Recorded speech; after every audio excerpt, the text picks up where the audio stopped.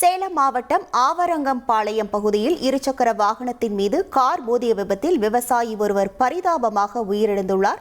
இது குறித்தான முழு விவரங்களோடு இணைகிறார் நம்ம செய்தியாளர் நல்லமுத்து. வணக்கம் நல்லமுத்து. இந்த விபத்தில் வேறு யாருக்கேனும் காயங்கள் ஏற்பட்டிருக்கிறதா? முழு விவரங்கள்.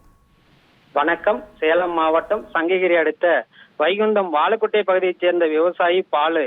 இவர் சங்ககிரியிலிருந்து தனது எக்ஸல் இருசக்கர வாகனத்தில் வைகுண்டம் செல்வதற்காக சேலம் கோவை செல்லும் தேசிய நெடுஞ்சாலையில் ஆவரங்கம்பாளையம் பகுதியில் சென்று கொண்டிருந்த போது பின்னால் வந்த கார் திடீரென இருசக்கர வாகனத்தின் மீது மோதி தூக்கி வீசப்பட்டதில் அருகில் உள்ள பள்ளத்தில் விழுந்து விவசாயி பாலு சம்பவ இடத்திலேயே பரிதாபமாக உயிரிழந்தார்.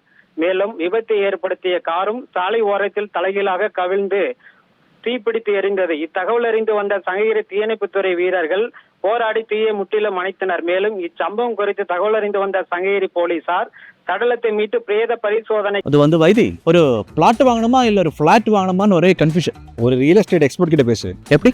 பாஸ்வாலா பி தி பாஸ்.